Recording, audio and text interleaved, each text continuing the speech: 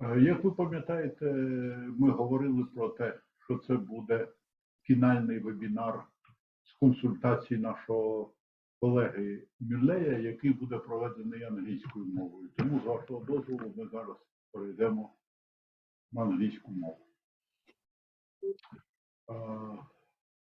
Today we have the final webinar about the work of our American consultant, Mr. Mick Mullay.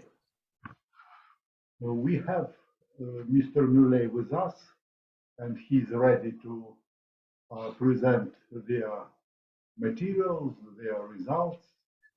And first of all, I want to say that for us, with Sergey, is extremely pleasant to say that during a year we have the really very fruitful process of consultation with Mr. Mullay.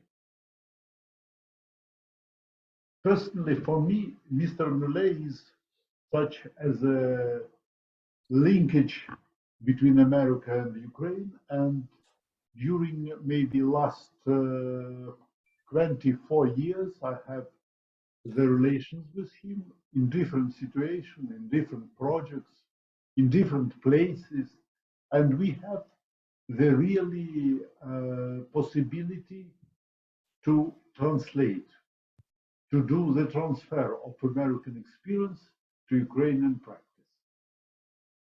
And for us is extremely pleasant to involve Mr. Mullay to our project and to give his experience to our participants. What is the main reason and the main goal of Mr. Mullay participation? It's the attempt to translate to our Ukrainian university life the American experience of relations between university and business, university and industry, university and self-government, university and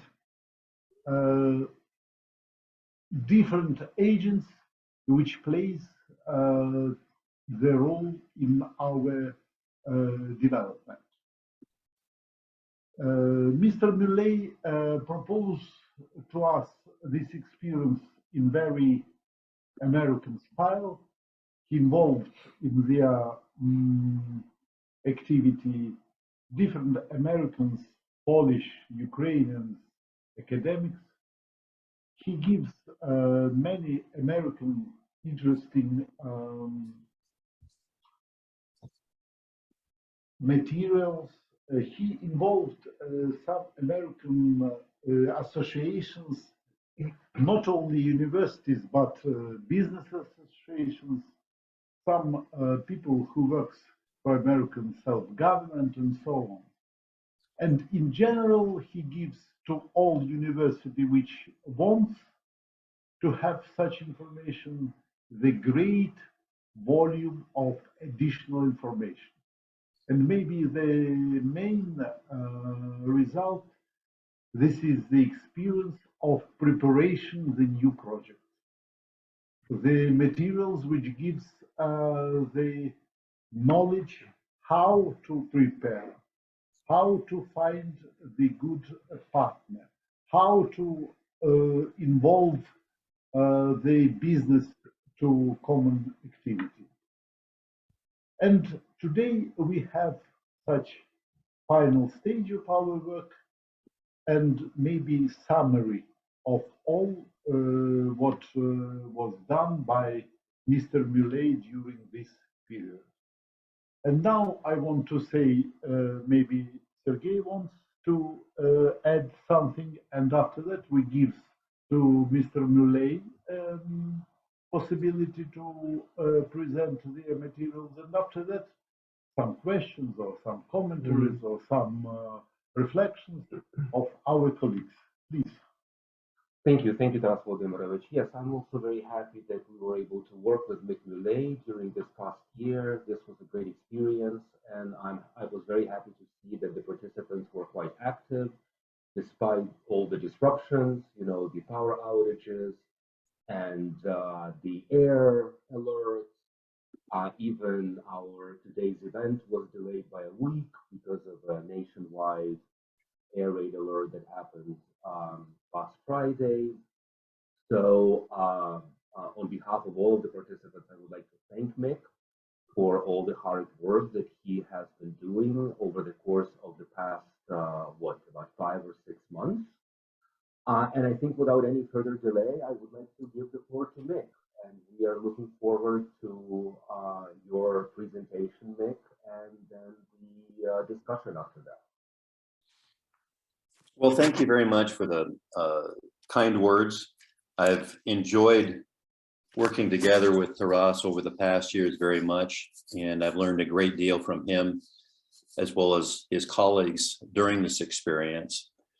And, in talking about university partnerships, I've been involved in them for many years, and beginning in my undergraduate studies. I have to say that when I was at Oregon State University, they were very proactive in establishing university business partnerships.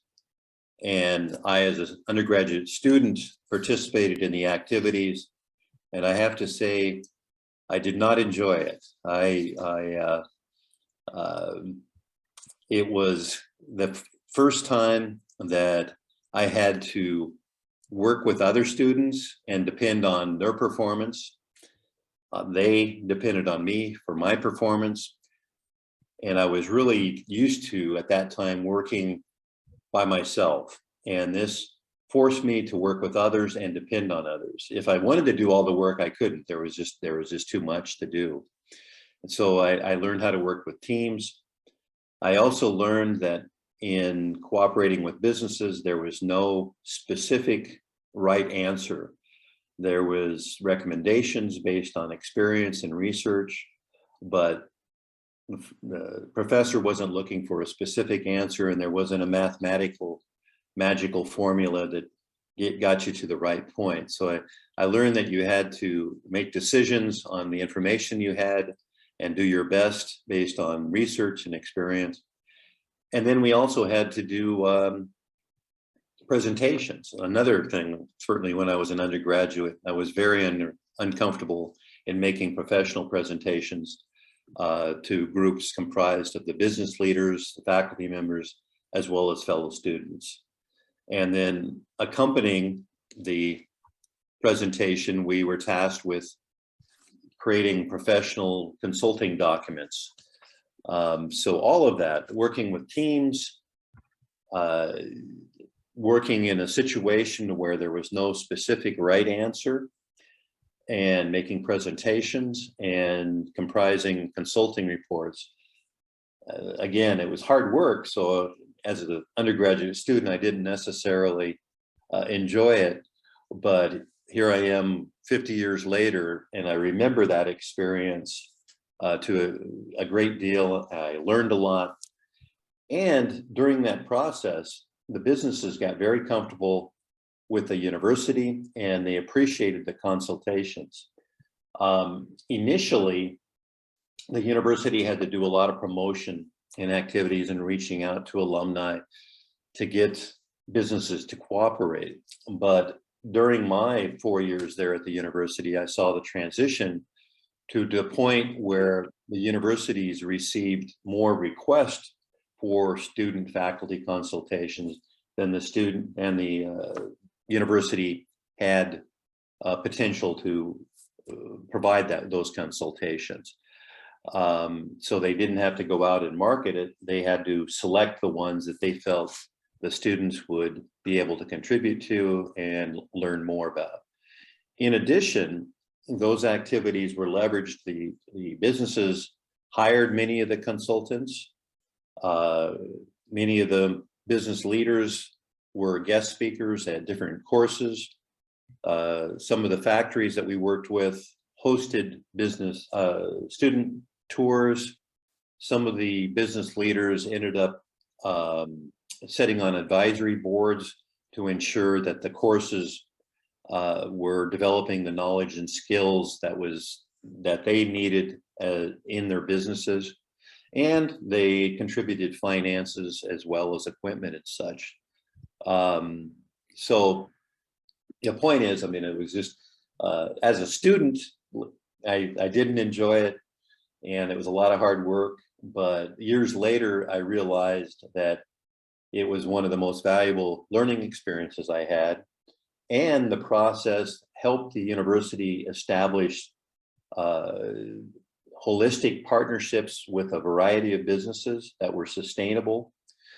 And they received a great deal of input from the businesses to ensure their programs continually developed and were more closely aligned with the needs of the business in terms of research and preparation of the students to contribute to their businesses. And it was a real synergistic activity that brought the university and the businesses together in many ways, and it was a lasting partnership. It wasn't just a one-off activity.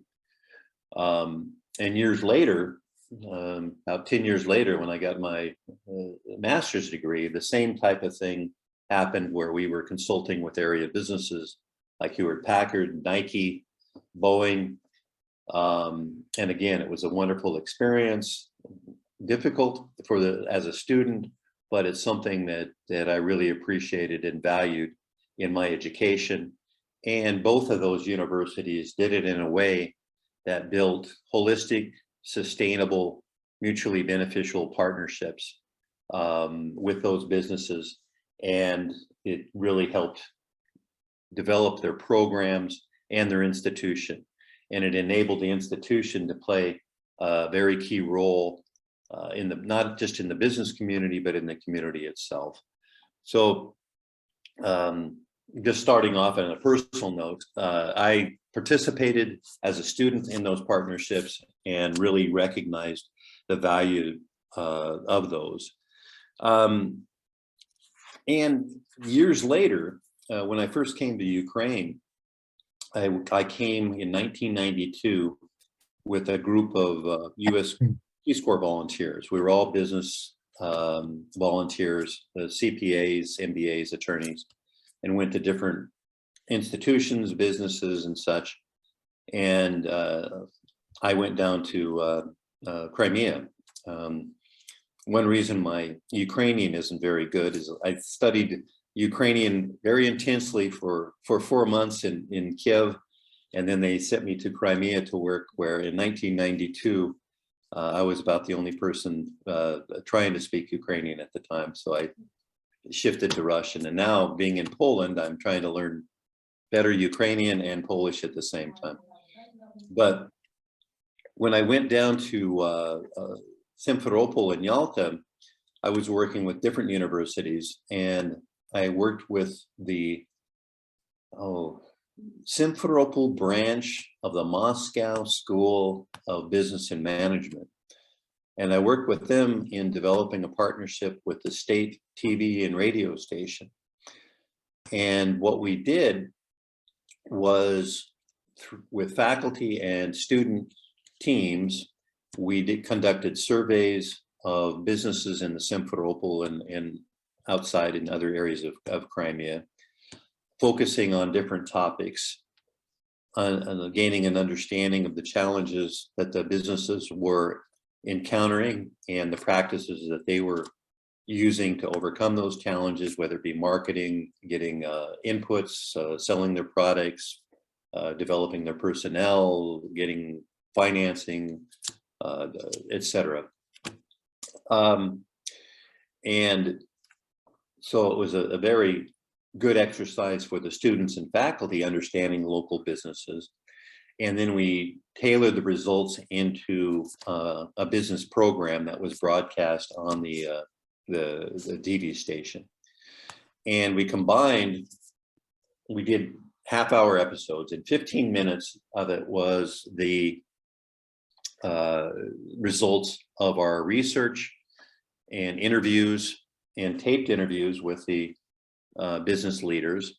And then the other 15 minutes was comprised of videos prepared by the U.S. information system on the same topic in marketing, finance, human resource, of companies in the U.S. like Ben & Jerry's or Nike or McDonald's, Starbucks, well-known brands. And so the program consisted of 15 minutes of research and interviews conducted by students and faculty members at the university, and then 15 minutes of information from the U.S. to compare how they had dealt with business leaders in the U.S. and the West had encountered the same problems and applied different techniques to overcome them. So it was a good partnership between the university and the state TV and radio station, but also broadcast to the business community different things that the university was doing, and it got the business community interested in participating, and they made recommendations on future programming and types of research they would like to have done regarding tourism and manufacturing. So it turned into a holistic process. It wasn't just a one-off activity, but it helped the university develop a partnership with the state TV and radio station. It raised their prestige, it improved their programs, and it ultimately developed partnerships with a broad range of businesses in the area. And then because of that and being broadcast, the several local communities, with their economic development departments, they approached the university on doing different things and contributing to strategies that they were developing to develop their local economies. So that, and then, and I'll get on with my presentation in a bit, but I just wanted to share with you my personal experience there in the US as a student, and then later in working with faculty and administrators in Ukraine in introducing university business and industry partnerships that were very holistic in their design and their activity, and they led to many different things.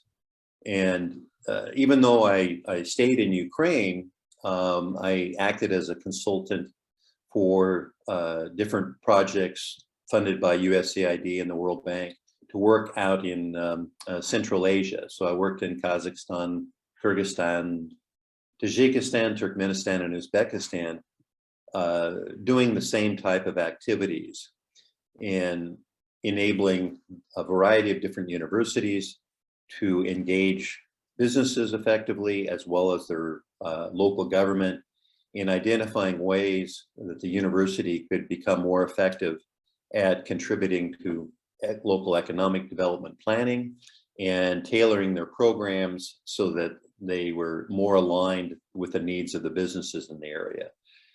And working in Kazakhstan alone, we were able to raise more than $1 million from businesses in Kazakhstan to help the universities establish business centers, tailor programs, design internships, paid for internships, fund faculty chairs, fund faculties working inside those businesses.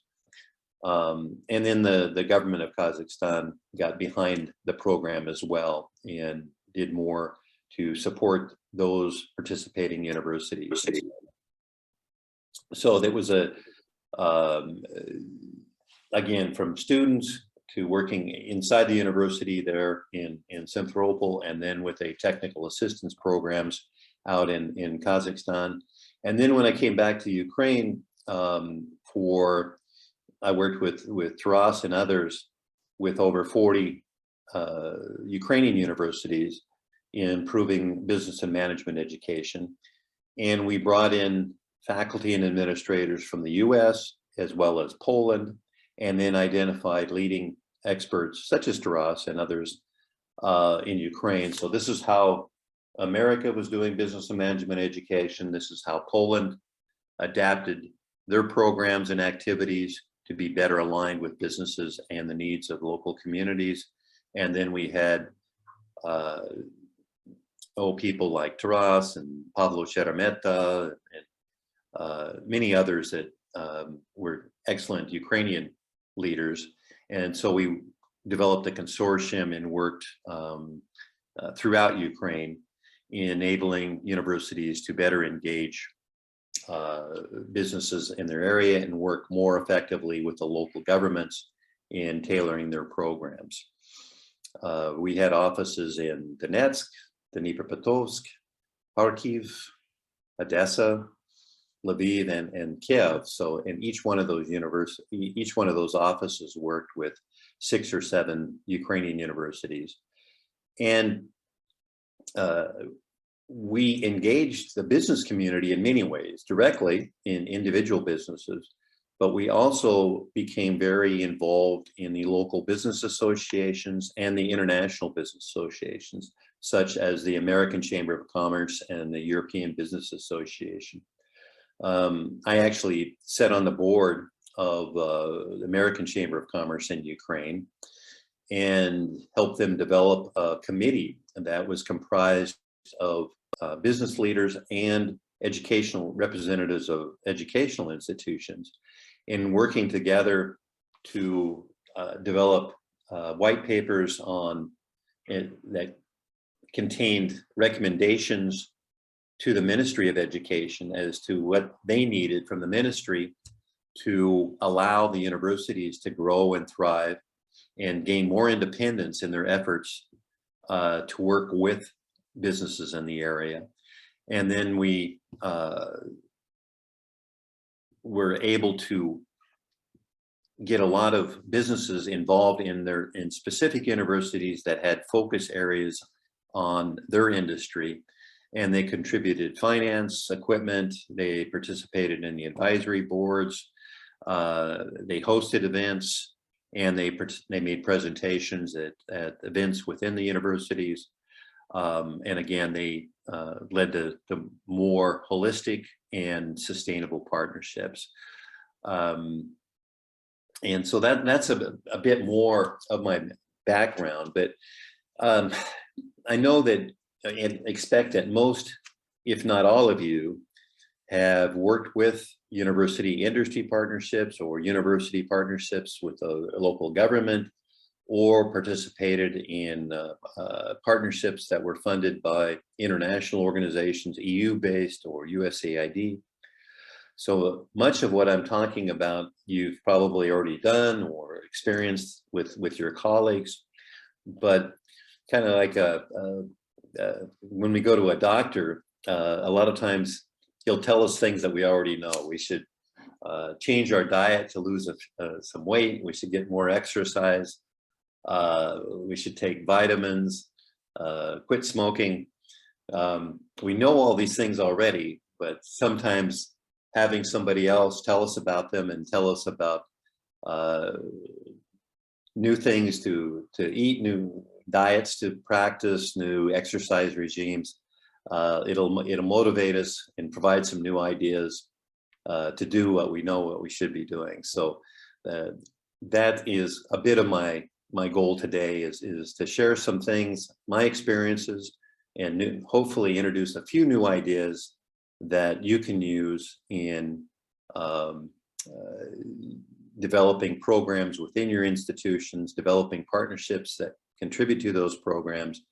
And all of you are working in an environment that has huge challenges, and hopefully some of these ideas will help you overcome some of those challenges and create a foundation that when situations change and allow you to do more and more activities, that you'll be ready, and you're already doing much of them, and you've developed relationships with the local government, with local business associations, and you have a dialogue with the national government and regional government that will enable the institutions that you're working with to play the important role that they need to be playing currently, but an even as, if not more important, role in the future in the rehabilitation and rebuilding of Ukraine, and ensuring that students stay in Ukraine, students come back to Ukraine, businesses thrive and grow and contribute to the economy. And, I'm going to see if I can call up my presentation here.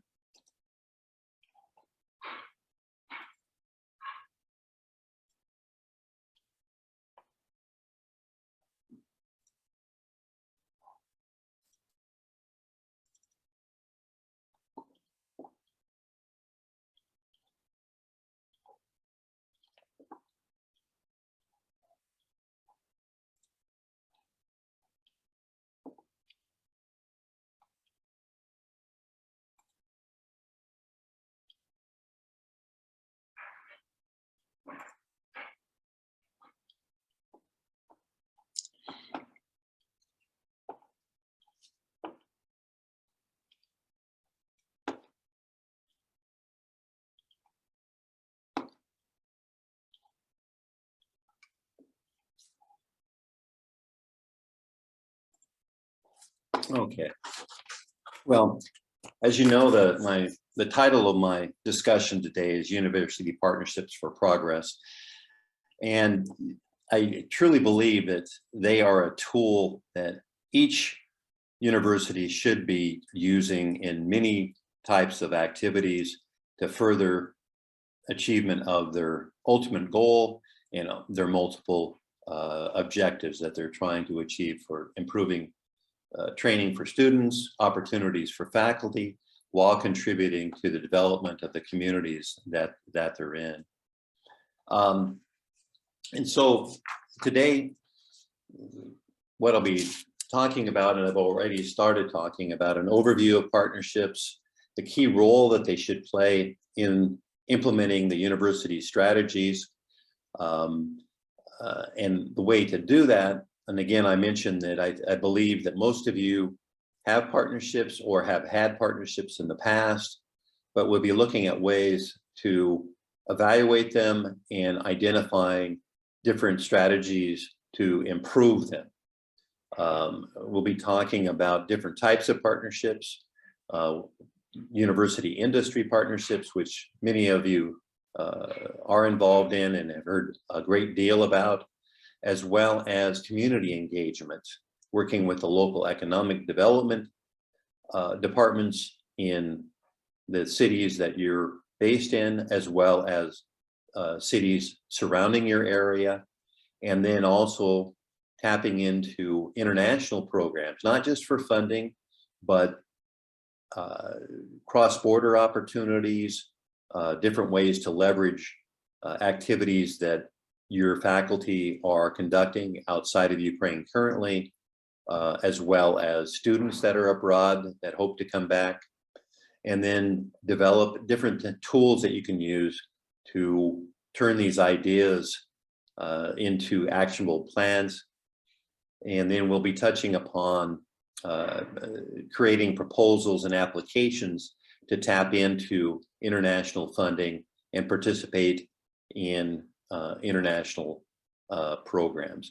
So there's a lot to cover, and I just hope that some of these ideas you will be able to apply in your efforts as leaders at your universities in making proposals, and then more importantly, taking actionable steps towards improving your programs in these challenging environment that we're all working in.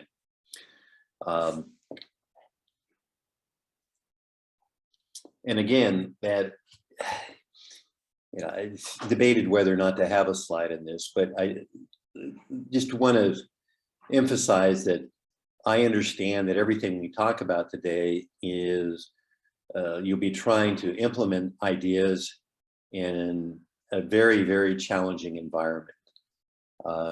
Latest statistics, over 2,500 educational institutions have been damaged, while over 350 have been completely destroyed. And many of you are among the over 25 universities that have been displaced sometimes more than once.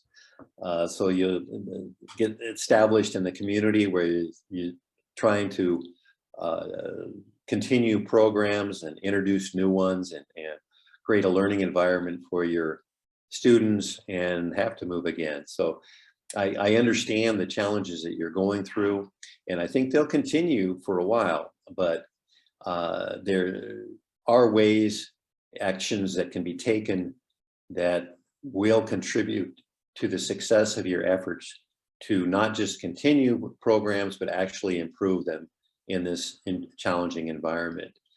And that's what I hope you leave today with, is some new ideas that you can use, practical ideas that you can use in your efforts to improve your partnership with local businesses, the local communities that you're working in, and improve the quality of your programs to ensure that your students have skills, knowledge, and contacts with local businesses so that when they graduate, or even before they graduate, they can contribute to existing businesses or establish new ones, if that's what they hope to do.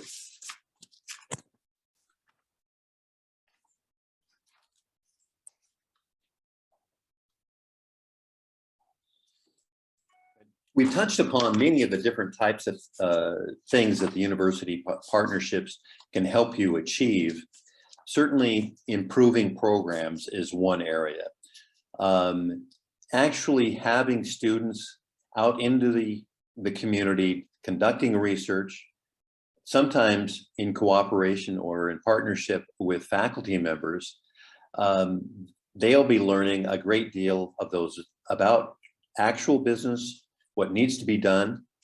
And then with faculty members, that experience, they can come back in and redesign some of their courses, contribute to ideas about improving curriculums, and engage business leaders to come in and contribute to those efforts in terms of guest speaking or internships, or certainly contributing to financing of the university, either direct donations or perhaps purchasing services such as training, or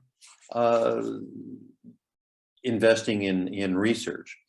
I talked a little bit earlier about my experience at Oregon State University as an undergraduate. The area businesses, if they had an area that a topic that they wanted more information on, market opportunities, human resource needs, ways to access more inputs, they would come to the university with these requests. And just in the same way that a private market research or research company would charge them, the university would charge them less, be as, if not more, professional in their results. The university would benefit through the financing. The students and faculty teams would benefit from the experience, and the businesses in the area would benefit from the expertise and recommendations that were provided. Partnerships also are a great way for the university to become part of the community and region. And whether it be trying to ensure that you keep your contacts back where you were initially, or trying to develop relationships with your new communities where you're based in the new region that you're trying to contribute to. They're a great tool to be used in engaging the local economic development departments based within the local government, or the regional economic departments at the oblast level.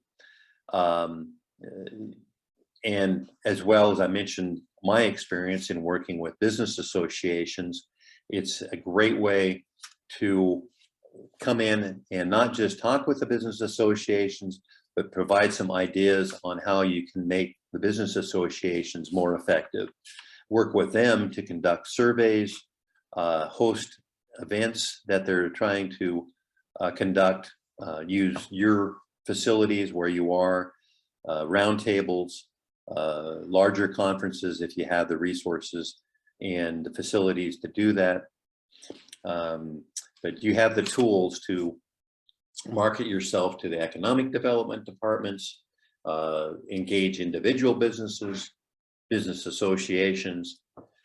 So there's a great deal that the partnerships can enable you to do, as well as looking at industrial sectors, whether it be agricultural sector, manufacturing, energy, or small and medium-sized enterprises, supporting existing businesses that often cannot afford commercial consulting and research firms, but they can benefit a great deal from the contributions that the university can provide in terms of short trainings,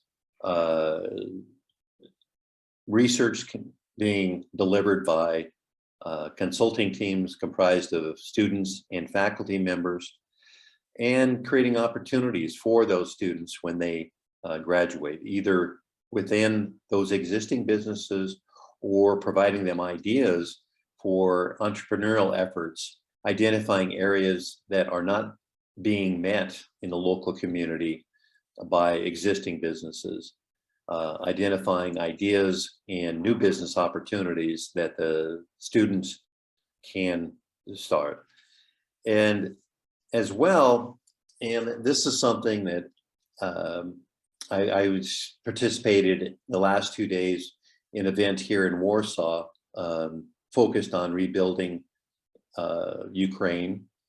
And there's an important role for universities, not necessarily waiting, but doing what they can now to ensure that existing businesses have the support they need to continue during these challenging times of ongoing conflict, and then laying the foundation so they can play that important role in rehabilitating Ukraine, and the businesses contributing to the strategic planning, and more importantly to the implementation of those plans to rebuild the economies,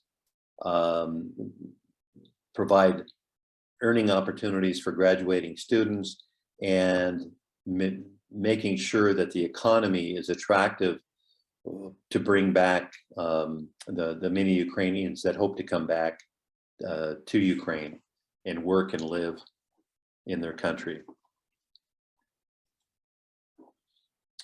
One of the initial steps that I highly encourage you to do, I'm sure all of you are familiar with your university strategic plan, but I hope that in the coming weeks, you will have the opportunity, maybe create a small working group or do it individually, but to actually address what is in your university strategic development plan, what was done, what was in it before the conflict, and how it's been adjusted now in this new reality, and addressing what is the university's current situation in terms of faculty members, financing, facilities, how they're looked at in the community where they're now based, and understanding the role that they can play in the community, in the region, in contributing to the development of both the community and the region, while they're ensuring the survival of the university and the continual improvement of programs and services. And look at what is being done, what is in the plan, how are we going to answer the questions, how will you improve your university programs, what can be done in this environment to ensure that the content of the courses is tailored to today's reality, that the research that faculty members are conducting is relevant and practical and can be used by policymakers, can be used by businesses, and be used by the international community in understanding the environment and what needs to be done to improve the environment, and the process of conducting that research, how can it be used to engage key leaders, decision makers in the community? You know, in what way, what formats, what types of forums can be done to ensure that it's not just sending out some emails or dropping in on some leaders, but actually doing it in a very structured way to where it leads to professional relationships that are sustainable and mutually beneficial. And also asking, you know, what is the university's vision for the future? That should be, and I expect it is, in the university strategic plan. What role will they play in the future? And how will partnerships help them achieve their overall goals and objectives? Because partnerships will play or should play a key role in making that vision a reality. And as we've been discussing, there's so many different types of partnerships, and the more holistic they are, the better they will be at ensuring that the partnerships are lasting and mutually beneficial for the community, for businesses, for the government, importantly for the students, and certainly important for the university itself, ensuring the surviving aspect of the university, that it has continual cohorts of students coming in, continual opportunities for faculty members to earn funding for the university as well as themselves, and contribute to the development of Ukraine overall.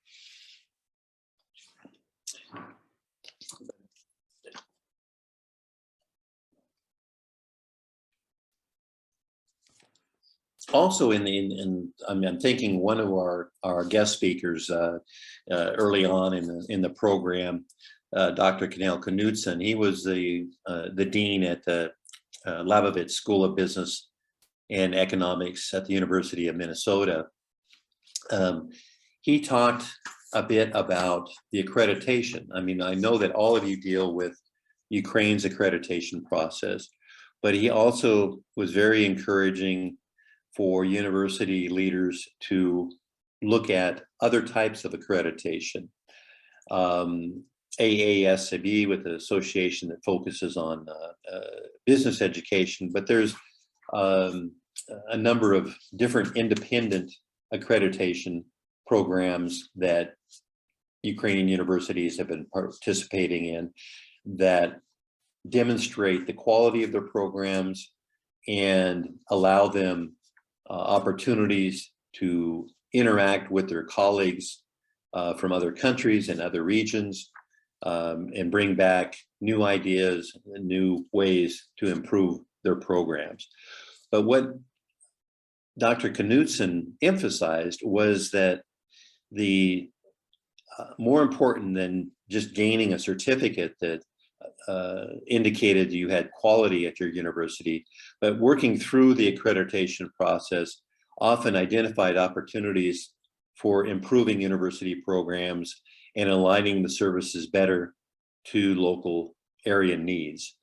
And once the process is ongoing and embedded into the continuing planning and actions of the university, it should identify partnering opportunities within that community. And one of the initial steps during that would be actually mapping where your university is in the local education and economic environment, where you are. What other types of educational institutions are in the area? What role do they play? What role do business associations play? How active is industry in the area, not just small and medium-sized enterprises, but is the area where you currently located focused in manufacturing, in agricultural production? What kind of international trade do they have? What kind of products are they providing to other areas in the services throughout Ukraine? And at the same time, we'll be talking more about cross-country opportunities, but one of the key areas of accreditation in many of these accreditation programs is looking at what type of cross-border and intra-country partnerships that your institution has, perhaps with other higher educational institutions, but also businesses.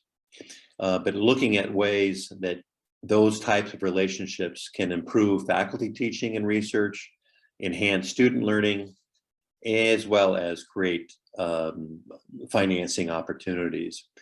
And on that topic, I'll be, after the webinar and in the days ahead, I'll try to share some readings with you through the internet, and as you build your library of resources as you're looking for ways to improve your university strategy and partnering activities, I'll share some readings with you, and hopefully those readings will give you some additional ideas that you can use in your efforts.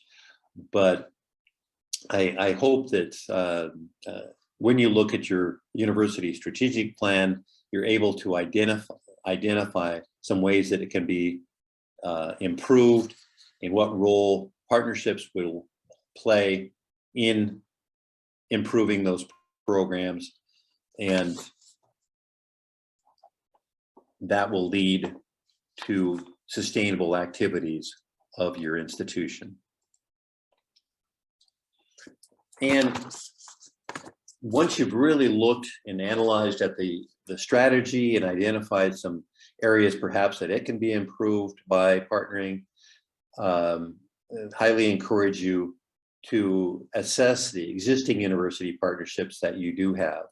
Hopefully some are continuing, whether they be with businesses back in your home areas, or ones that have been established since arriving after being relocated, or perhaps they're cross-border partnerships made possible through EU programs or US funded activities where you're exchanging faculty or students or conducting joint research.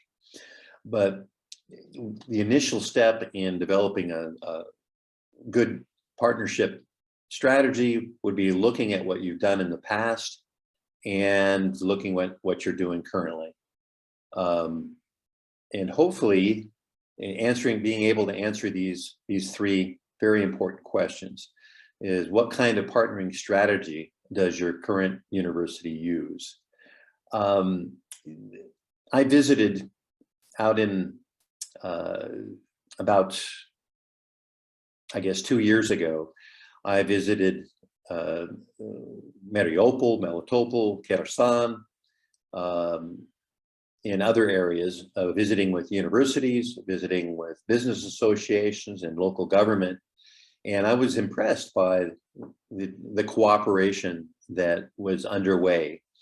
They really were working together effectively in partnerships that were improving programs, allowing the universities to contribute to the success of businesses, as well as playing a very active, if not leadership role, in designing strategies for the communities in developing their economies. But one area that most of them were lacking was when I asked, how do you determine if the partnerships are successful? What kind of metrics are being used? And very few were able to answer that question. It's like, are they developing new internships? Are the businesses introducing new products, or saving money in the way that they source materials? Are they improving their sales? Have the universities received different levels of financing from the businesses?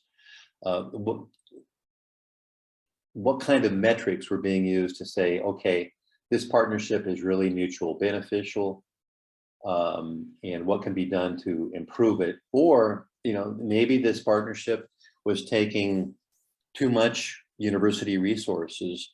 The business was too demanding and we weren't really getting much out of it. They weren't hosting many students. They weren't contributing to our finances, but we spent a lot of resources on conducting research and such that helped the business, but the business didn't really contribute anything back to the university. So maybe we should be working with different businesses. So those are the type of things when you look at your partnering strategy, how are you really answering the question, is it successful or not? And then what are the advantages and limitations of the strategy being used? I mean, are you looking at just one type of industry, or are they all driven by individual faculty members and not the overall university strategy? That's something else that I engaged in some of the universities that I visited. I think one that comes to mind was in Kherson, was they were really doing good things, but the partnership was really driven by an individual faculty member. He was very, very active, and the business really appreciated the activities in cooperation with the university. But if that faculty member moved on to a different university or moved on to private industry, which he was thinking at the time, because the company was trying to recruit him away from the university, would that partnership continue? So the university, although it was benefiting in a way from that partnership, it was more focused on an individual faculty member, and it created a few opportunities for students, but certainly benefited the business. And they were using university resources to conduct some research, but it wasn't really embed. The specific partnership that I'm thinking of was not really embed into the university. Others in the university didn't understand the partnership if they were aware of it, and there was very little interaction between the rector and those involved in the partnership. So those are the type of things when you're looking at your specific partnerships or planning for the future, how to ensure that they are embed into the university and contributing to achievement of the university's goals and objectives as stated in the strategy. And then certainly an area is what actions can be done for the university team to improve the partnership strategy.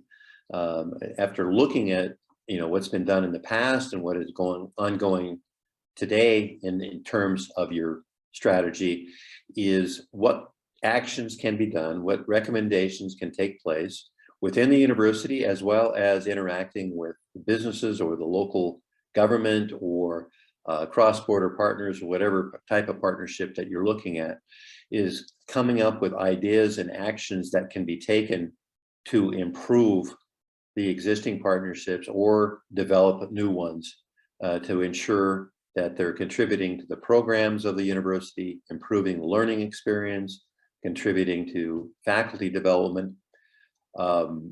So these three questions collectively can really help you look at those existing partnerships or past partnerships and help you developing a more effective partnership strategy. And I'll share this with you. Again, it's an individual document in the days ahead, but it's called the University Firm Partnership Canvas. And it just answering these questions in a logical way as you look at your partnerships can really identify ways that those partnerships can be improved upon, can be expanded. And just a second.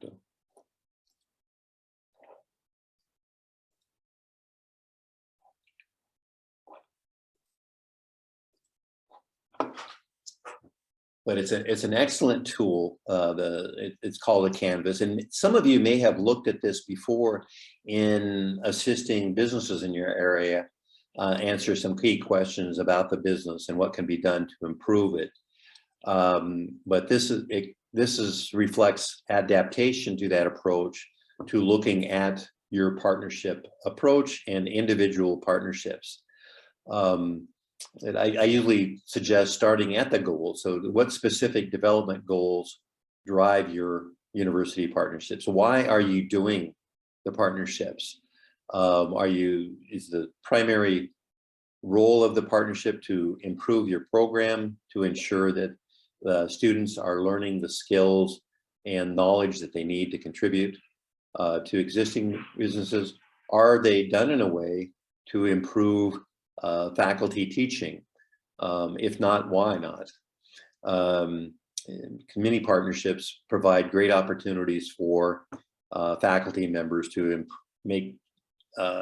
improve their courses, but also improve their consulting, make their research more practical.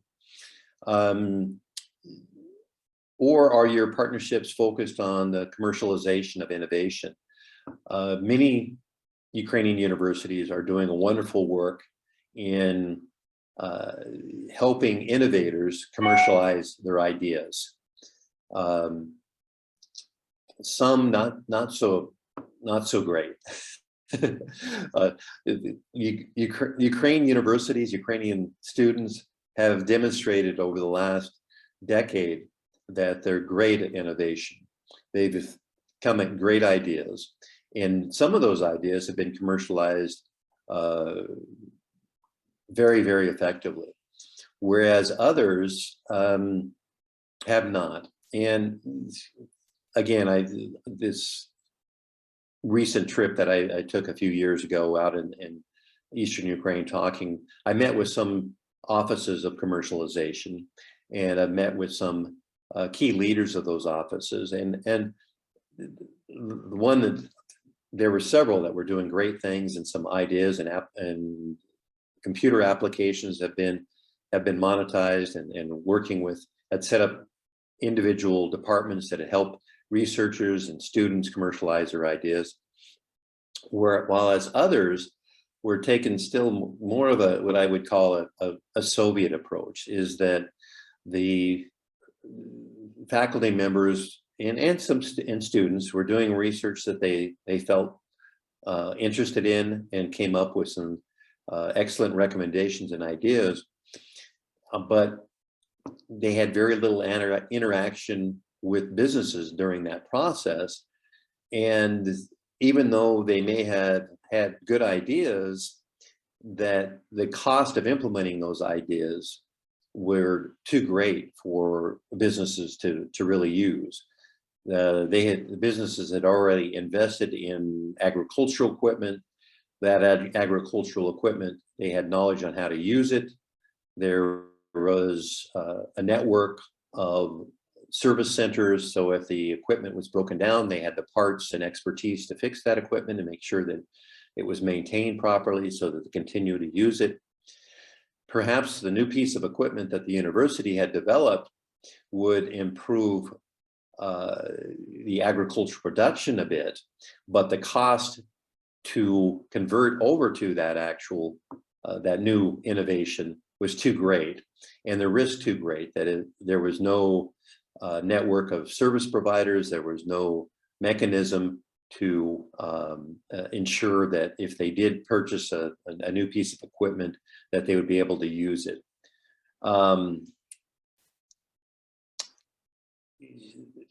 Some of the partnerships provide great research and development opportunities. Others provide internships, generate revenue. But the Canvas, in applying the Canvas, work to answer what specific development goals drive your university partnerships, and what are the specific policies and key priorities and actions that the university is taking to ensure that the partnership is effective, and what is needed to improve the partnership. And then look at the focus areas. What are the key focus areas of the university firm partnerships, and how were they selected to ensure the alignment with the university development strategies, goals, and objectives? So look at the history of how the partnership developed. What was the context? Was it before the conflict? Was it after the conflict? What is the background of the partnership? Was it established because of a specific faculty member, or perhaps the leader of the business was an alumni, had some other relationship with individual faculty members, or was it developed as an integral part of implementing the university strategy? And who are your business partners, and then what criteria were they chosen? Was it just anybody that was willing to work with you, or are you focused on a specific sector or size of business? What is the business focus? What are their needs, and what type of relationship do you have with that partner? Is it a positive relationship, or has it been one that has been full of headaches?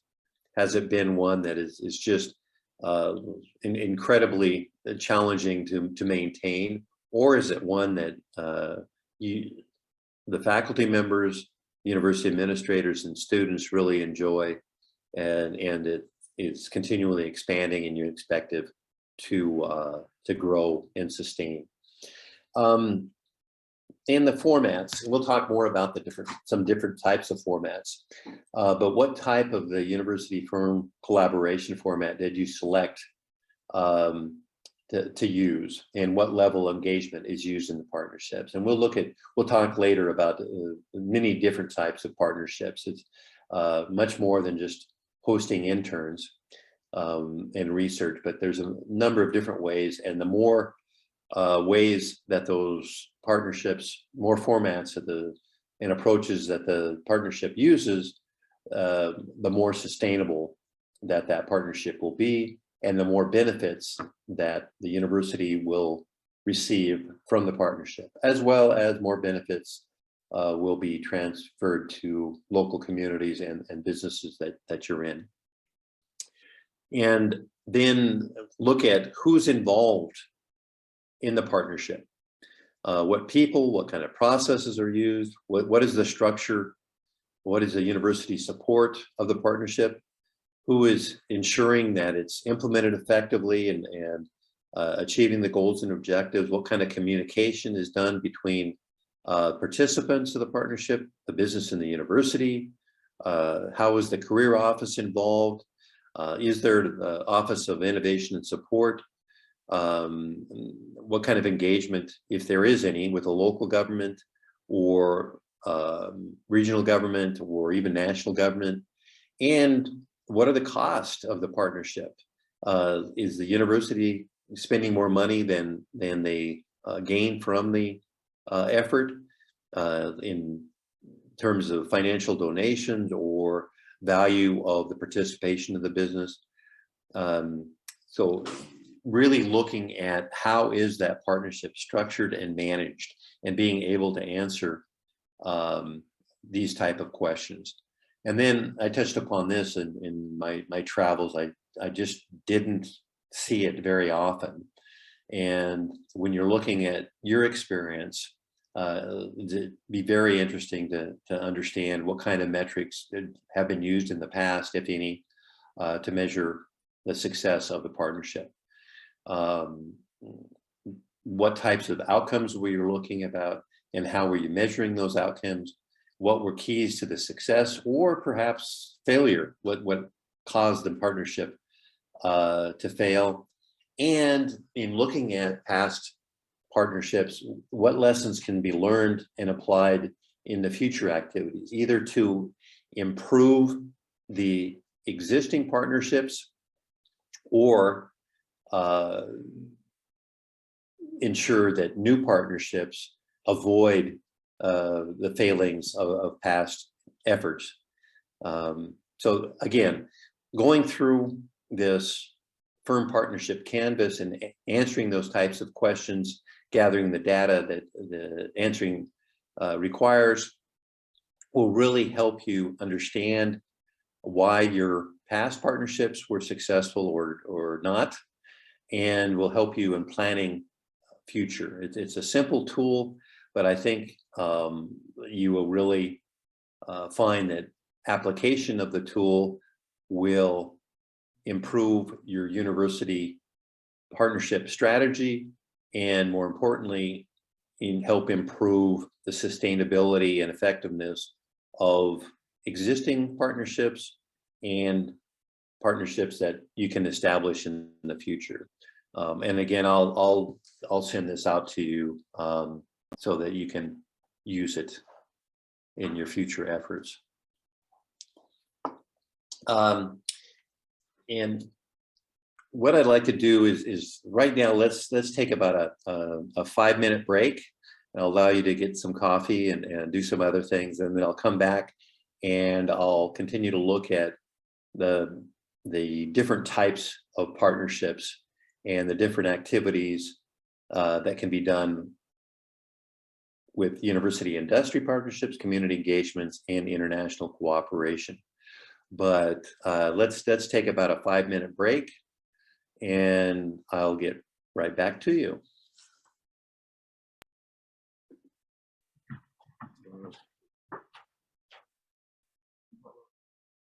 Шановні колеги, пропозицію ви чули. Давайте зробимо цю коротку перерву і потім продовжимо.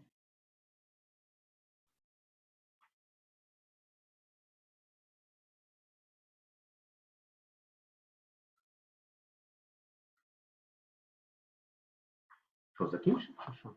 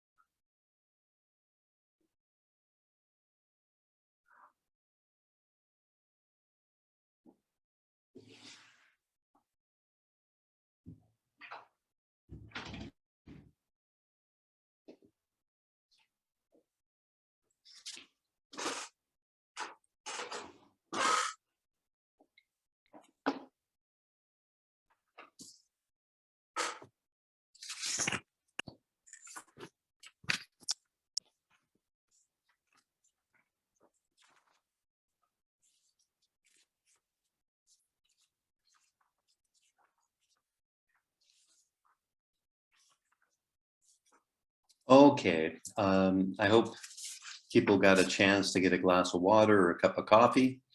But what I'll be talking about now are some individual approaches that your university can take to develop university industry partnerships, as well as engage your local community governments and other key stakeholders in civil society.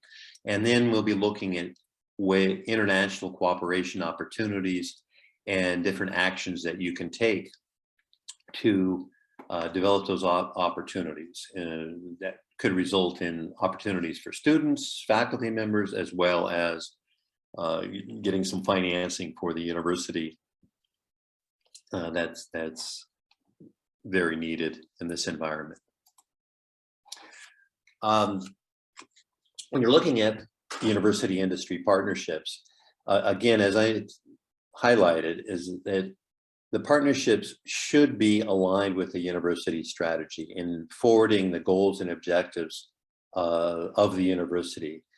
They should be driven by achieving the goals and objectives of the university, as opposed to goals and objectives of individual businesses or individual faculty members that are working independently and perhaps using university resources that aren't really bringing in benefits in terms of improving programs and financing so badly needed by the university. University has lots of resources, but they should be used to advance the university goals and objectives, not individual faculty or individual businesses that those faculty are cooperating with. And they really should be designed not just reacting to specific opportunities and being one-offs, like an individual internship or an opportunity to do one-time research for a company, but they should really be designed and an effort made to make them very holistic and sustainable types of partnerships. So the more integrated that the university can become in the business and the business can become in the university, the more apt that they will be sustainable, but more importantly, the more types of benefits that they will bring in.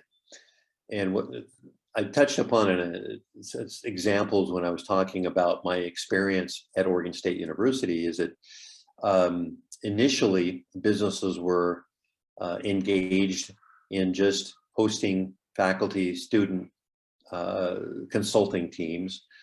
But through that effort, then the businesses hired some of those participants.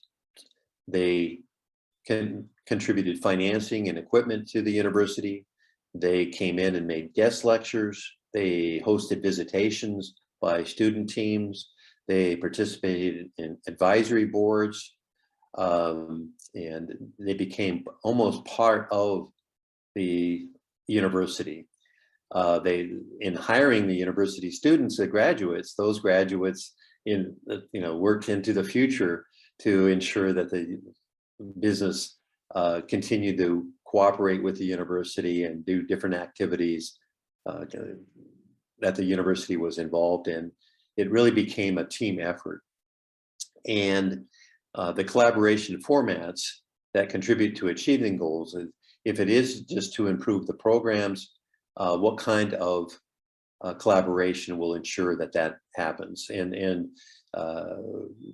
making sure that the experience helps tailor the courses, improve faculty teaching skills, student consulting skills, reputation of the university. And also, again, the Canvas addresses this, but be sure you have dedicated people and processes and the organization necessary to support the partnership. Just designing the partnership and getting it up and running, I'm sure that most of you that have been involved in the partnerships understand that it takes a lot of work to ensure that the partnership continues. It's one thing to develop an internship where 2 or 3 students get the opportunity to work with a business, but what is being done to ensure that those students are gaining new skills and valued knowledge that they can use in their future business careers. I've seen some badly designed internships where on paper they look good, but then in interviewing the participants, the student interns afterwards, they really didn't learn anything. They ended up stocking shelves or answering telephones or even just cleaning the business after it was closed. So, and I remember it was actually Kazakhstan, they had some internship programs that on paper they looked very good, but when I interviewed both the businesses and the students, all they were paper partnerships. They really didn't do anything to contribute to the business, and they really didn't do anything to contribute to the learning process of the students. They fulfilled the requirement of the state that the students were having a practicum or practical business experience, but it was just all kind of a paper process, and did little, if anything, to contribute to the improving the programs of the university, improving the learning of the students, or improving the operations and profitability of the business. It was just a paper effort to satisfy the accreditation that required by the national accreditation organization. So when you're looking at the partnerships, I highly encourage you to don't just do a paper evaluation, but actually talk to the participants in terms of the faculty, the students, and the hosting businesses to ensure that they are designed in a way that achieves their true goal and objectives. And again, as I mentioned earlier, that, and it's certainly true, probably more so than any other type of partnership in the university industry partnership, is that, you know, what kind of key performance indicators are being used to evaluate the programs? Are they the number of students hired by the business? Is it number of internships that are continued? Is it the level of financial donation that the business is providing? Is it, on the other hand, are you keeping track with the businesses? Is it improving their marketing, improving their sales, reducing their cost, introducing new products? You know, what type of indicators are you using to measure and evaluate the partnership in terms of the businesses viewpoints, as well as the universities, and maybe most importantly, students that are participating in the partnership as well? Do they feel that they're learning and their participation is contributing to their professional career?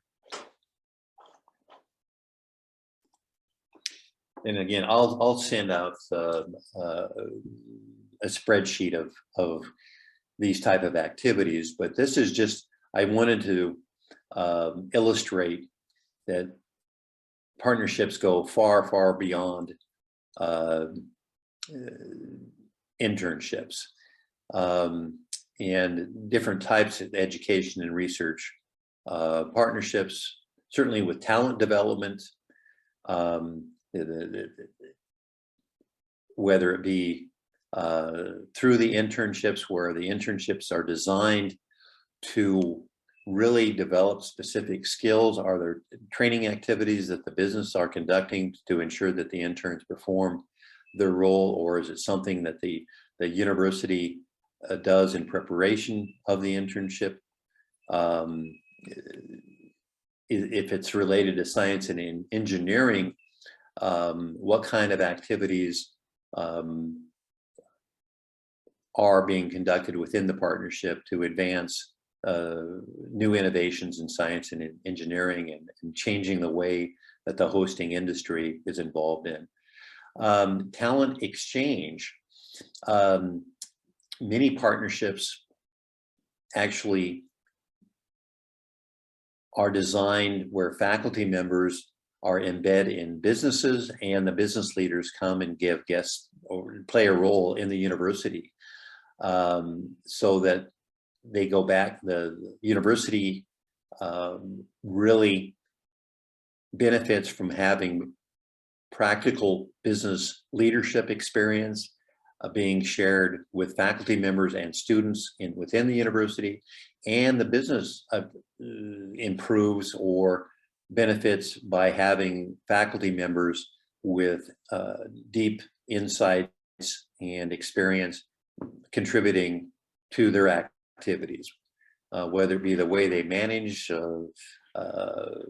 individuals, whether the way they market their goods and services, whether they handle their inventory, their logistics issues. I mean, there's a broad range of examples to where having faculty members come in and actually work with businesses improve, and then those faculty members go back to the universities with their practical experience and redesign their courses, improve them, and the business leaders that were in the university, they come back to the business with new ideas and new approaches.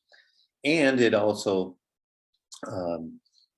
ensures that those type of cooperation and collaboration continues far beyond the specific partnership. Curriculum development, that's something that was really seen in Ukraine when I was working with a USAID program that Taras was involved in. Dr. Finikov contributed to it greatly, to where we had feedback from the businesses and participating students as to what could be done within the curriculum to ensure that they had the skills and knowledge that they needed to contribute more effectively to businesses in the area, or to entrepreneurial skills needed to develop new businesses or to commercialize their ideas. Visiting scholar programs, postdoctoral positions, certainly grants and endowments, student internships we've talked about extensively, and faculty and student consulting, which is, again, one of my because of my experience, I guess this is one that I feel is so important when you're looking at partnerships to develop, or new aspects of existing partnerships, to actually look at ways that you can have faculty and student consulting teams coming in to businesses and address specific issues that they want to have addressed. And in this environment, I think there's wonderful opportunities for these to be effective, for learning opportunities for the students and faculty, but also help out existing businesses to continue, as well as provide feedback and recommendations to policymakers. What can be done at the local level, regional level, and national level to ensure that existing businesses have the support they need to continue and grow, and provided key services and products to their communities. In this environment, there's just a huge demand for that. And again, the last few days in talking with participants at the Ukraine conference here in Warsaw, that was highlighted, is that, you know, there's so much information that needs to be gathered, so much data that needs to be gathered and then analyzed and then used very quickly, because it's constantly changing in local communities, as to what are the specific needs of citizens, businesses, what are the challenges they have, and what kind of humanitarian services and products and financing is being provided to address those, and how can those businesses access them? How can communities access them? What kind of plans can be put in place to ensure that the humanitarian assistance is not harming existing businesses, but actually helping them thrive and grow?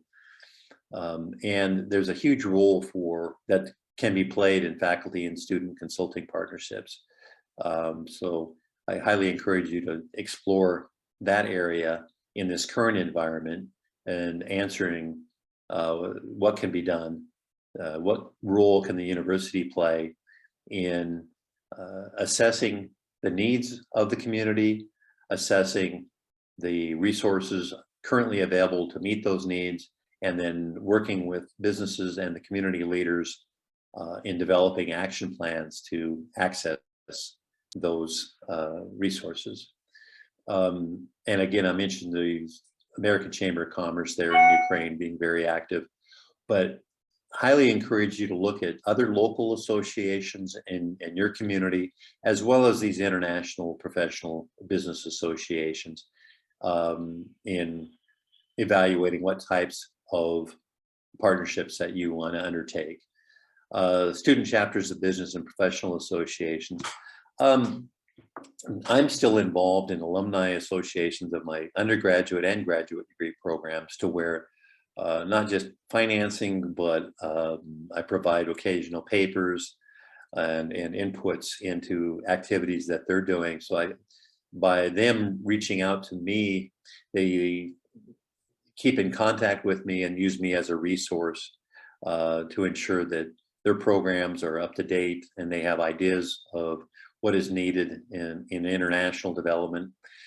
And when we talk about cross-border and international cooperation, student chapters of business and professional associations, this is something that I highly encourage you to look at when communicating with your faculty that are abroad, as well as your students that are currently out of the country, as to what can be done to assist them in developing partnerships between your university and wherever they're studying or being hosted. If they're faculty members, but perhaps they're being hosted by a university abroad, what kind of program can be put in place now to create a partnership in this environment that will last when the faculty members and students come back to Ukraine, and again in the university, to ensure that a mutually beneficial relationship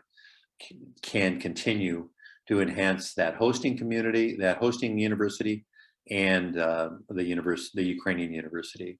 But look at different partnering approaches to utilize your students that are studying abroad and your faculty members that are currently abroad to develop cross-border partnerships. Software donations will often, actually I mentioned again Oregon State, some in consulting with Hewlett Packard, they often donated licensed software to the university and trained faculty members in how to use it, so that the graduates of the university would purchase the specific software when they went out and worked in industry and conducted research. So that's another way of different type of partnering approach.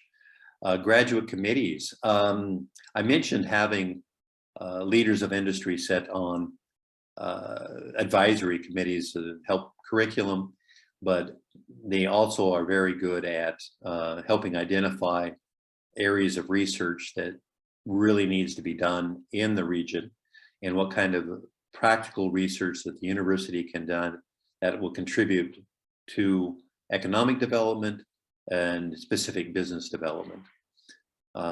Joint publication, certainly, and we'll talk about that's often done in cross-border activities, and technology commercialization. Technology commercialization, that's almost an area where I think Ukraine can be looked at by other universities outside of Ukraine in learning what can be done effectively. There's been some great examples of commercialization of telephone applications and other tools. I think the DIA application and other things that are going on now are cutting edge, that universities can develop new areas as well as look at existing tools and expand on how they can be used in this environment.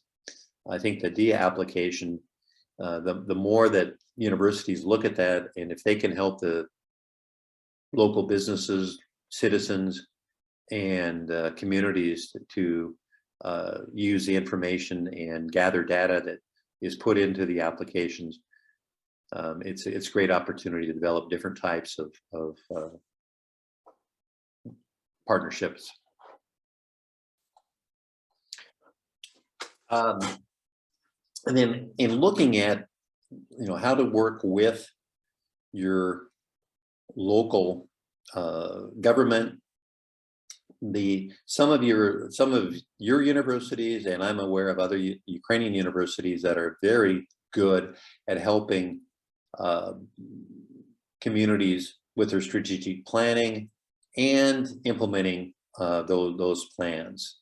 I'm working now with the Odessa National Economic University that is working with a number of communities in their area, the local economic development, as well as civil society, in looking at their current situation and challenges, assessing the needs of the communities and businesses, working with the humanitarian activities in the area to align them with the agencies and make sure that those services and products are delivered to who needs them the most. But there's a very important role that the universities can be playing. And how to promote that, certainly weekly newsletters, the social media, more and more universities are using that effectively to ensure that what types of services they're providing is getting out to businesses and the local government. But also, you can have regular meetings with local government officials, and not just dropping by and seeing them, but actually using your facilities to organize roundtables between local government officials, civil society, business associations, maybe bringing in some humanitarian agencies and activities to facilitate the dialogue between all the key stakeholders, and then identify partnership activities where you can help each one of them become more effective in achieving their goals and objectives while contributing to the goals and objectives of the university. Regular meetings, larger roundtables, task forces, and conducting surveys of business needs as well as humanitarian needs. But I think there's activities in the humanitarian areas that are ongoing that the university needs to understand and maybe they can contribute to. But maybe more importantly is using student faculty teams to conduct surveys of existing businesses, what kind of challenges they're having in terms of human resource needs, getting inputs they need, selling products, getting the financing they need. Perhaps it's in infrastructure information and logistics information, but getting an understanding of the business needs, as well as using the process of the surveys to create a dialogue between the university and business, and identifying perhaps some training needs, some opportunities for student internships, different types of cooperation. So these different types of community engagement tools certainly that help develop that relationship with local government, as well as regional government and the businesses. And in doing that, also be reaching out to partnering opportunities with other educational institutions in the area. In previous sessions, we talked about, and I'm sure that many of your universities have relationships with secondary education and trade schools in the area, but really map out who's doing what and identifying gaps, and especially the ones where the university is better positioned to provide the services and trainings that address those gaps. Years ago, I was involved in fact, I sat on their board of directors for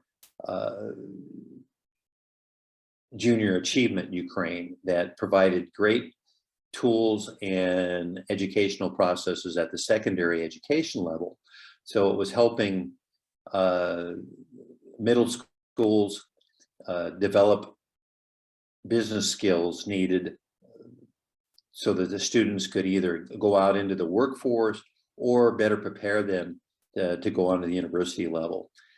And actually, there was many of the tools that university faculty members were using in the university, and the university faculty members were providing trainings for the secondary education school teachers that were using the junior achievement tools. Asked if they could get more information about marketing, finance, logistics, and professors would develop programs for them, and that would develop better partnerships between those secondary educational institutions and the universities in the area. And most importantly, it developed a great string of line of education process for the students participating. They were better prepared at the secondary education level, and then they moved on to universities that were better prepared to build on what they had learned at the secondary level and then go on into the business community.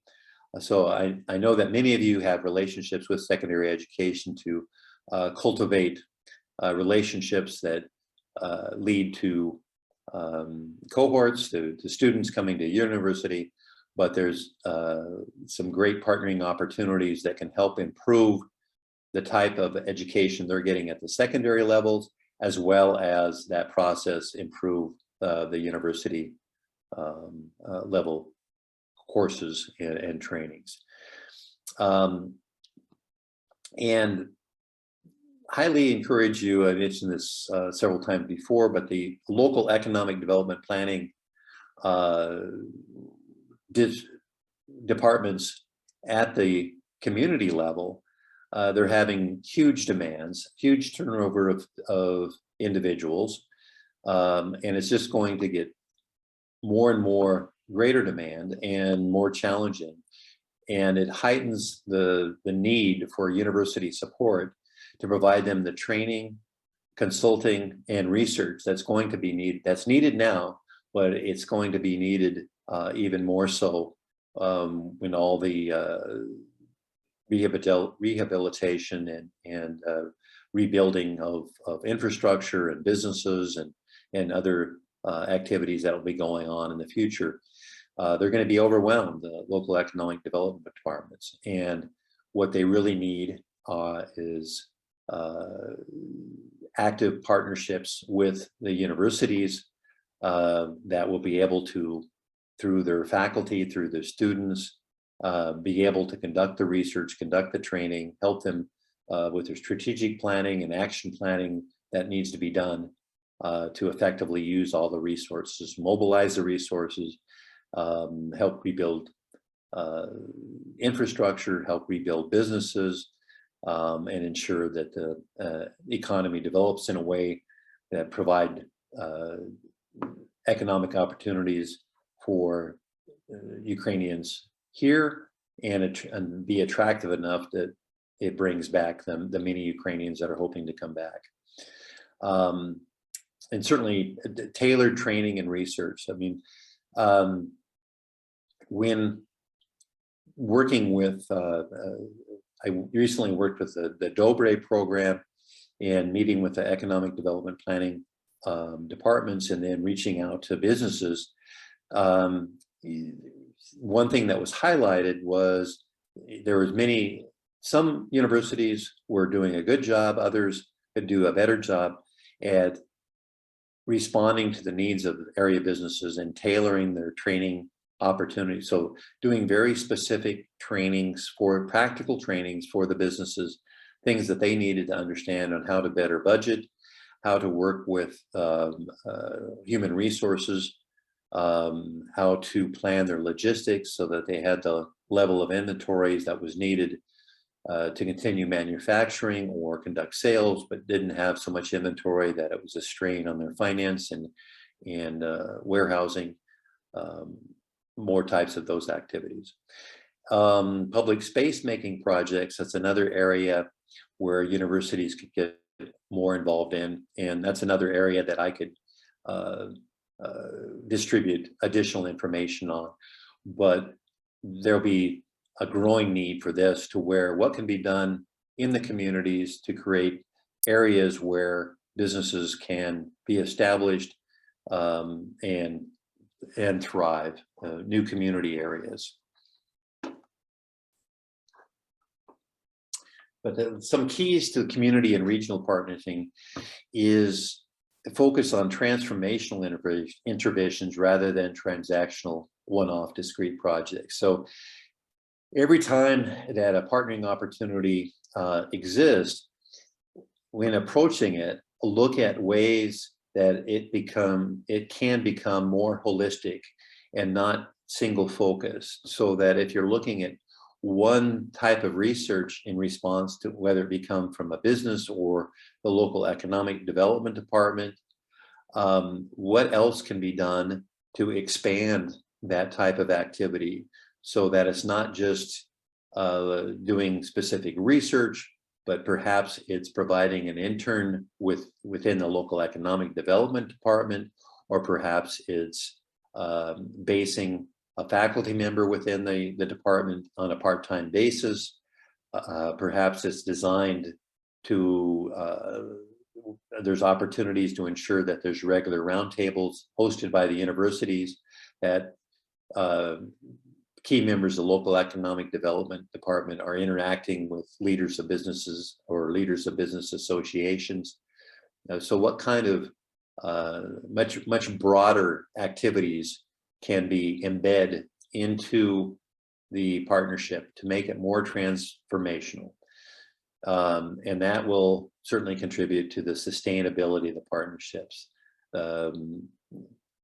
Yes, it's wonderful to do an individual internship or a one-off research project, but it's so much more important to the university programs, and to the community and businesses that you're assisting, to approach it in a way that it will be sustainable.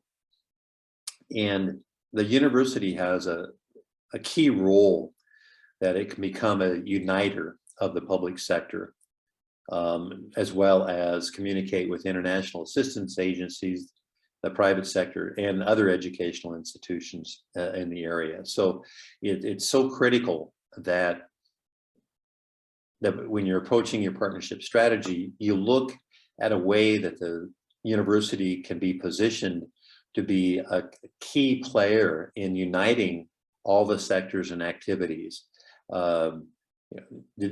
establishing partnerships with each of those sectors, but then hosting events and activities that bring them all together, so that they're communicating effectively and in a way that holistically it is contributing to the success of the businesses and the sustainability of the partnerships that are being established as you improve your programs, improve your courses, improve opportunities for students, and improve opportunities for faculty members.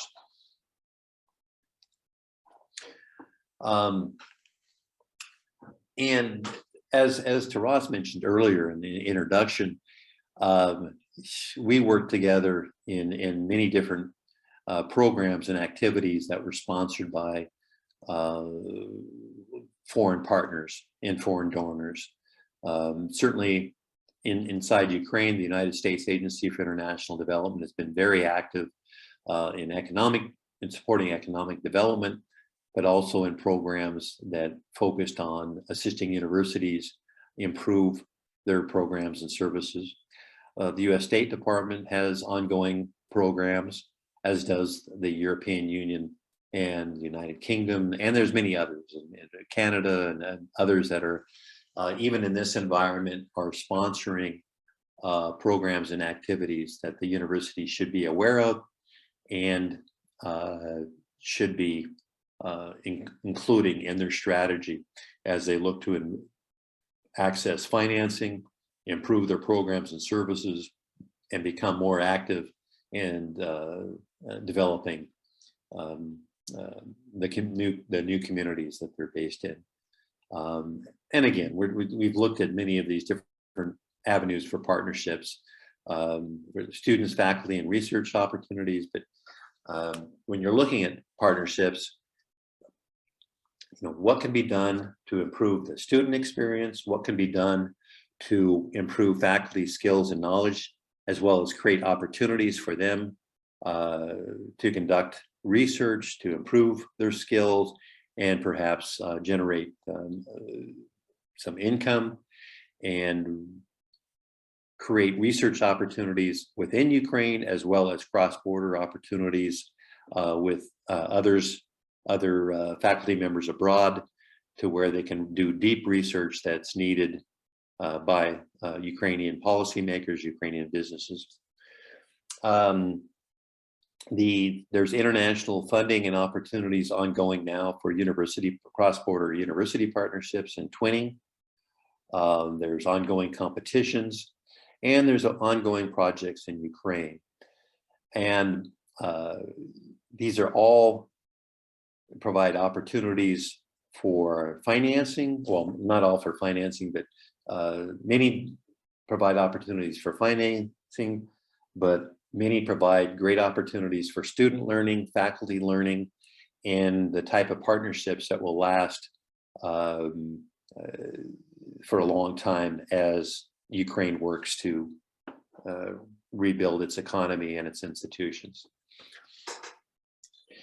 So it's a lot of information, and again, I'll be sharing in the days ahead some specific tools and readings for you that hopefully you'll have the opportunity to review. And as you look at your university strategic plan, you reevaluate your past partnerships and your existing partnerships, and you begin reaching out to businesses and business associations, the local economic development departments, and start planning your partnership activity. And I'm confident that each of you have your own process for planning and are probably very effective at it. But again, I'll be sharing some tools in the days ahead that you might find helpful in making your planning effective. Certainly, as you begin the process and after looking at your strategy, okay, what do you want to do with your partnership? What is the ultimate goal of it? And what are the tasks that you'll need to undertake, and who will be undertaking those tasks to achieve those goals? And what are the most critical ones that need to be achieved? And then who's going to do them? Who's going to be responsible for them? And assess and approve them as they go on. But action planning is an art as much as a science, and I'm confident that each one of you are probably quite good at it. Regardless, I think that all of us can look at what's been done by others and pick and choose some processes and tools that may help us improve what we're doing. And this is one of the tools that I have found very helpful.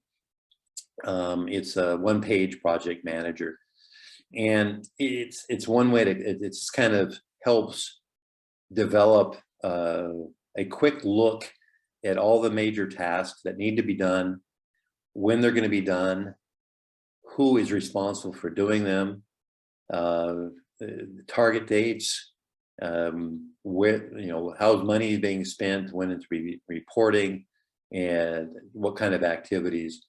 But let me see if I can just.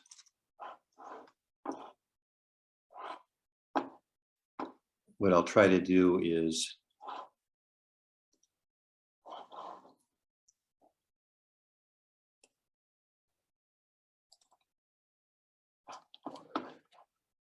what I want to do is see if I can pull up a quick example of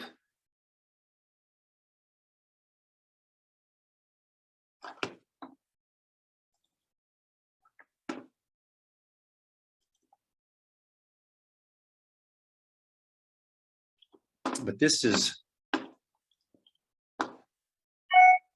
helps you understand how I was using it. This was a project that I was looking at to work with, improve the quality of health education and how the universities were preparing people to work in outpatient healthcare. And they separated administrative and preparatory actions, and then looked at the different objectives and what needs the key task under each of those objectives, and when they had to be done, and by whom. Over here on the responsible entity, everything from the project team to the Ministry of Health to the different institutes, and Dnipro University was involved. We had NGOs involved, and so the different objectives, and then looked at certainly a key component that is missing in so many planning is the monitoring and evaluation of the activity. So making sure you have a plan created, what kind of surveys were taken, and when, and how the program would be expanded. And it was a great tool for initial planning, but then it's a great tool to update it and keep you on track. And again, I can send out some samples of this later if it's a tool that I think that you would find helpful in achieving your major task in a timely way. But it's a great tool to plan and implement your strategy.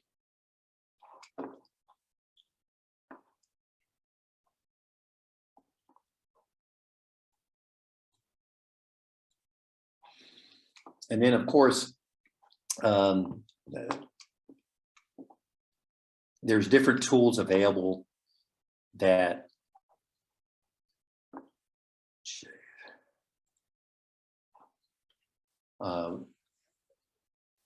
help you prepare proposals and grant applications with partners. But there are some excellent opportunities currently for universities being provided by the EU, some by the US State Department, a few by USAID. And there's different tools that can be done to use in preparing successful proposals and grant applications. And I will be sending out the manager's guide, as well as some examples of what you can use and when you're creating a logical framework. And I'll ensure that you have this access to this presentation that you can watch when you have the time available and when you're interested in it. It's about an hour-long presentation on how to create a logical framework that can be used to create successful grant proposals and applications. And then between that, the guide, and several examples that I'll share with you, hopefully the next time you and your teams are preparing applications, you'll find them quite valuable in preparing those products. So I've kind of quickly gone through a lot of materials here in the last couple hours, but as I said, I'll be sending out a lot of information here in the days ahead that you can review at your leisure, as well as some additional videos that you can tap into at your leisure when you have the time to review. That'll give you some additional tools and insights and examples that you can use in developing your partnership strategy. But in planning ahead, looking ahead, I think certainly know your strategy. Look at your strategic plan for your university, how our partnerships are being used to implement that plan. What kind of partnerships are you currently implementing? What type have you used in the past? Look for new university partnering opportunities and prepare proposals and grant applications that can help you get the financing, training, and collaborators that can help you implement those programs effectively. But I know you're all working in extremely challenging environments, but there are things that can be done during this environment to help you overcome the barriers and take advantage of opportunities that are being provided. And in the days ahead, please be looking in your email, but I'll be sharing some resources to help you identify opportunities being provided by the US, by Canada, by the EU, in looking for financing and looking for partnering opportunities. I'll share with you some tools to create proposals and grant applications so you can take advantage of those opportunities. And maybe most importantly, I'll be sharing some additional tools that will help you look at your past partnering and existing partnering. So what can be done to build on those, making those more multi-dimensional, bring more benefits to your university, and become more sustainable, and help the university improve its programs and services for students, for faculty members, and for the communities that you're living in. Thank you, Nick. It's really great, long. I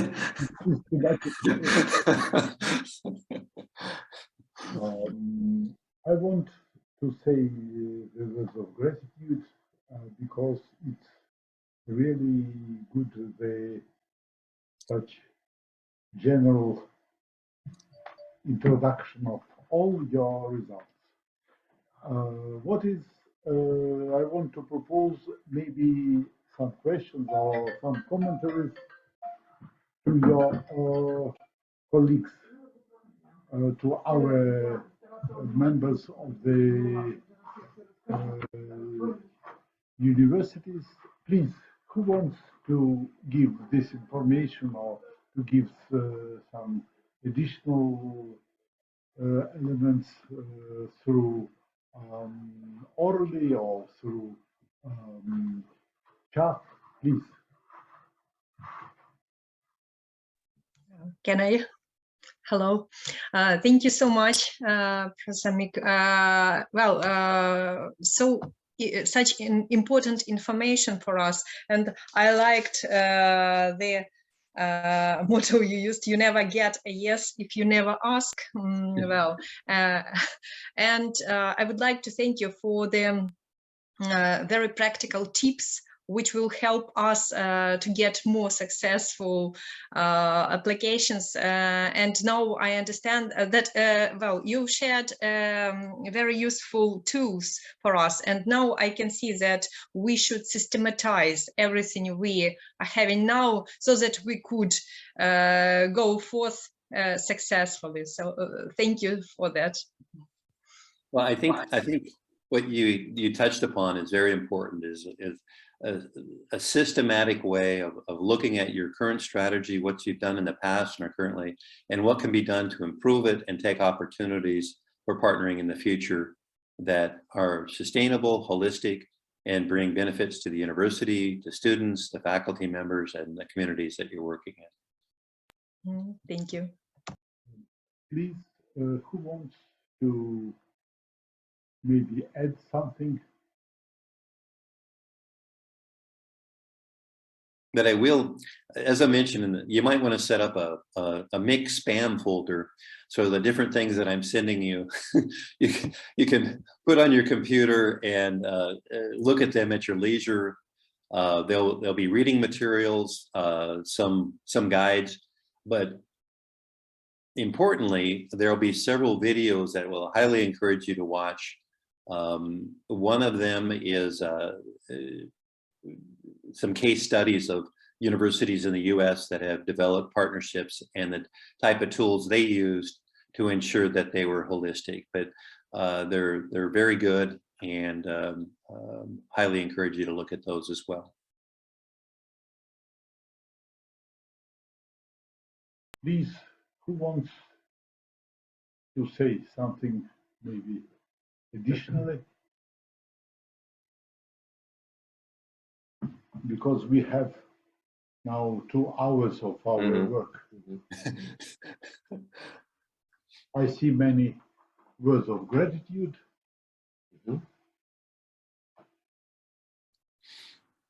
And understand that mostly our public is satisfied. I hope so. No, but thank you, Mick. I think it's time to wrap this up, really, because we are running over time already.